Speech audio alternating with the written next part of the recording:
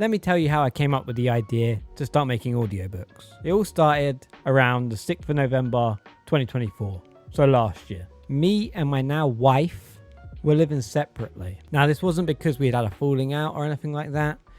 We were basically trying to find a place to live. One being in England, one being in Ireland. Now, those that have known me and followed the channel for a while know that I'm also a parent to a 1-year-old boy called Stan Lee. Now, this was really difficult, to do. Not only was my wife in a completely different country to me, my son was also in a completely different country to me. So yeah, it was pretty shit. Now, I would travel backwards and forwards to Ireland and back home, but it started to get to me that being in a completely different country was kind of ruining my bond with my child.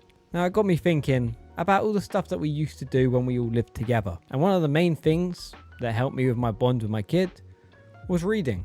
So I thought, why not read a book, a lot longer than what I'd normally read to him, and make a video out of it. That way, he can listen to it while I'm away. He knows my voice. We still have that bond.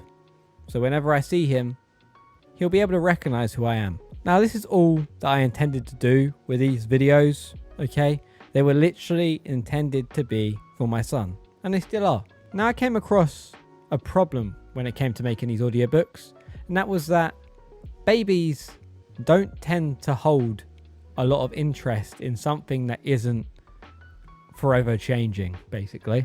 So I thought, how can I make these audiobooks a bit more engaging, Picture books. I would put a picture to every single scene that I would read from the book. That way, he's more engaged in watching it. It's always changing, and it's just more entertaining for him, And not only that, he can hear me read to him at night.